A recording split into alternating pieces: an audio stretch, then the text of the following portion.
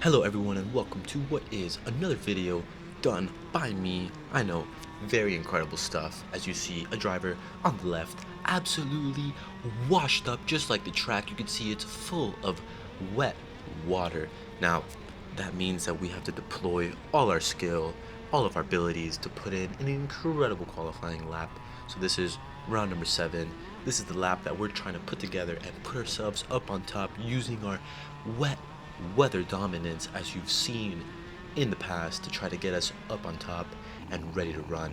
And as you can tell, just to start off, I have lied. We are in 9th, which is a bit further away from first place or the front row or anything like that.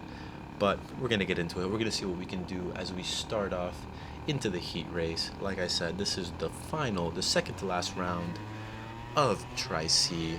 We are starting to get a grip with the kart. We're going to see if we can put in some improvements here as we go into turn 1, have a little bit of banging as is usual in these KA rounds, starting just about in the middle of the pack. We have 22 racers. I am currently in 7th. We have the 940 in front of us. We're going to see if we can try to make an overtake.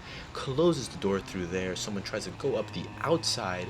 Absolutely no way around me through the outside. That is not going to happen as we take these curbs and we take this double right-hander. We're going to see if we can get an exit, but I have a little bit of a lift, I guess a bit of a hesitation, and it's going to make sure that I don't get the overtake coming into the final turn through here, as we have the number 17 absolutely forgetting where the racing line is, but it's okay. We're going to see if we can get past, but we're too far back. Once again, struggling to get the power down out of the turns as we've seen before, but it's okay. He's going to make it easy for us as we move up into P6, our best position at the moment in KA. So right now we have a pretty good gap from 7th at the moment, as you see him closing in pretty hard, having some overtakes down there in the back, a little bit of chaos going on in the back. But I just want to focus on what's in front of me right here, try to get that top 5 and secure our best finish. So I'm just going to try to stick along with the 940 right here with Charlotte and see if I could just kind of work together with her a little bit, push us along, move away from everybody else. But once again, as I mentioned before and in the previous videos, I'm having this issue with the kart where I just can't get the pull out of the corner the same way the person in front of me can.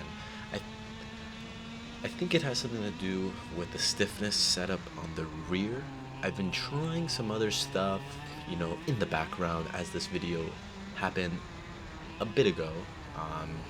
But I've been trying to kind of experiment with a little bit of, softening up the rear end, seeing what I can do as I get a pretty decent option here. But another thing that I learned, as some of you may know, some of you may not know, as a barrier, as I didn't know, shows up right in front of the track. These KAs, you can kind of blueprint them, you can build them out as I get super squirrely into this turn 1 right here, allowing the guy behind to close up on me as well. But as I was saying, these KAs, you can blueprint them, you can actually change the piston size that goes in them. And I did know that the kart in front of me was actually built by the same engine man who works on my kart, Precision Works, and that motor in front of me is on the biggest piston size. I am way further from that, much smaller. So I'm making less power, which is one of the reasons that I felt like whatever I did, I just could not get past her. So you can see her pulling on me in the straights as I try to hang it around the outside, and I'm able to keep up position, which is part of why I've been trying to get past her. I knew that this guy was coming up on top of me, and I didn't want to go back down into 7th, but with that move that he tried to make and he wasn't able to secure, I have saved myself just a little bit more time as I check back. But as I was saying, car in front of me making a little bit more power than I am, and maybe also getting the power down just a bit better than I am as well. So having ourselves a little bit of a conundrum here where I believe I'm faster, but the kart is not doing what I needed to do and to make me look good. So right now, not looking good. Trying to get through the S's right here. We're all tied up. It started to become a bit of a pack racing for P5 to get into the top 5 as the 9-2, I don't know, tries to make another move up on the inside, but once again, we will not be passed like that. So shutting it down, we know it's the final lap. I'm a bit too far back to make a move into P5, so right now we're going to change our brains into protecting ourselves into a P6 right here. So I'm going to go defensive here. I can have a look back. I know he's probably going to send it too far back. He's actually not. He's too far back. No need to go defensive through there. I know I can be quick through this section, so I got to make sure I nail it through here. As you can see, the amount of time I'm actually able to close in, but when it comes down putting down the power, I just completely fall behind. Checking back a few more times, making sure I'm covered, coming into the final turn, making sure I stay within the bounds, and making sure that there is no barrier in the middle of the track. And we are now starting the final lap. I thought this was the finish, but whatever.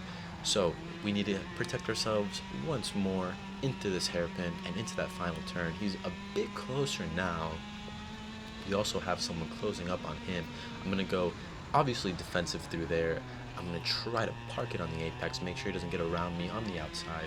Go through this section here. Now it's going to be super, super critical that I get the power down through here. You can see the amount of time I'm able to gain into the SS section, but struggling to kind of get a good run out of it. He's going to see if he can make a move. I'm too far back once again, and we are able, if I don't do anything extremely stupid through here, secure the 6th position and have ourselves a good race. Now, someone who didn't have themselves a good race as he's making a special appearance is the Mr. Brandon Boone, as he completed one of those off-track excursions, as you see me doing in the past, so no judgment, nothing wrong here. It probably wasn't his fault. It was probably a gust of wind, but we're not going to get into that. We're going to hope he has a better race, as he is a very good driver, and so am I. So let's see if we can get into first position through here.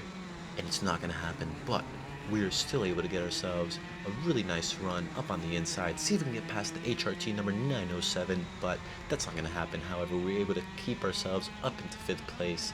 We are pretty far back. I go defensive for absolutely no reason at all, but we're going to try to stick in with the pack right here, put in some pretty good lap times, and I'm actually able to gain a whole lot of time through here, but it's just gaining time exactly where I don't need it. I need to get that exit speed, not that entrance speed. So once again, dropping a wheel on the inside is not going to allow us to carry all the speed we need to make any overtakes. So coming into lap number 2, we are just about starting to get settled in.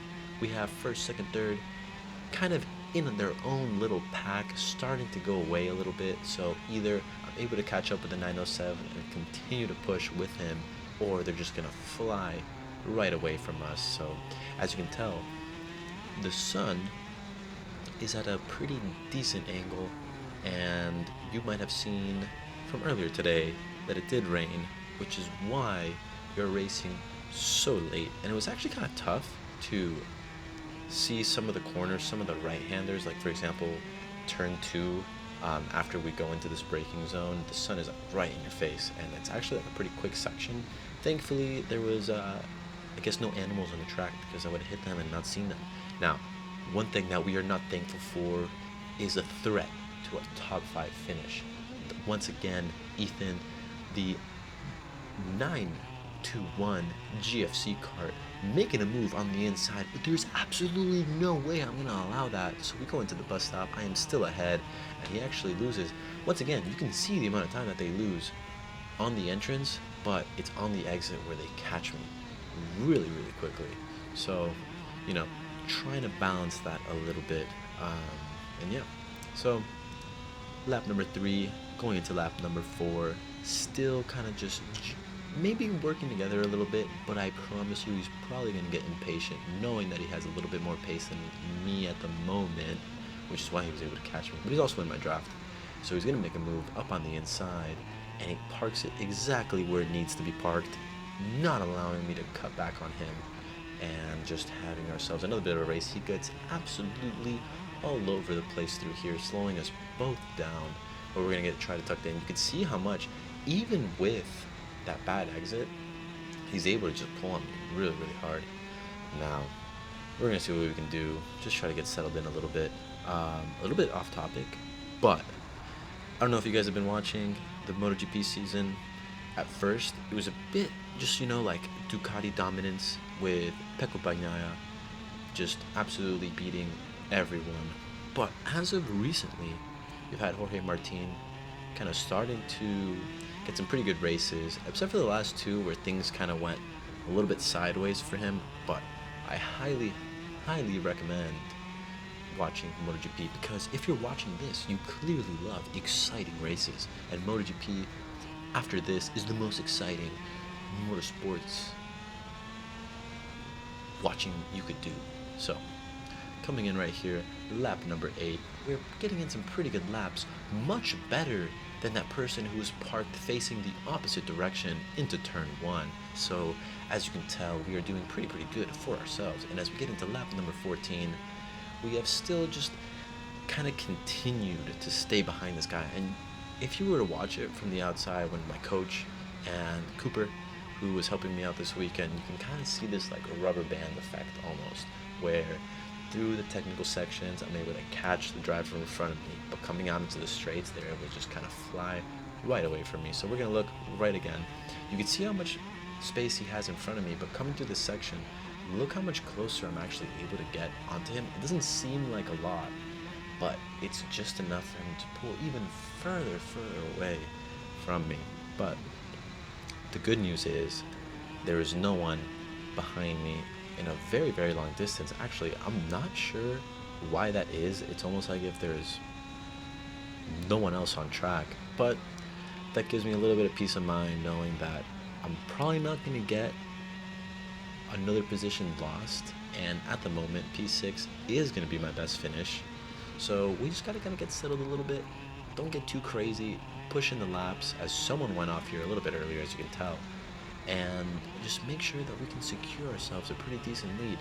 Now, one thing that happened during the race, just before we started, as you can tell, as I made some fixes to my GoPro, my battery was going to die, and that means that I was not able to capture the rest of the race. So I noticed that my battery was about to die just before the race started, and because that top thing broke, I actually wasn't able to pull out the battery and swap it just before. So unfortunately, we are not able to finish watching the race, but you can take my word for it and Race Hero's word for it. We got a P6, something I'm super proud of, and just really happy to see my development. Still got to work on some setup stuff, still got to see what I can do to make the kart faster, because I truly believe with the proper setup, a good engine like I have right now from Precision Works, some coaching from PDC, everything is going to work out and we can put in some pretty good results. So we're going to see what we can do in the final race. We're going to see and give it our best shot. Thank you for watching. Please subscribe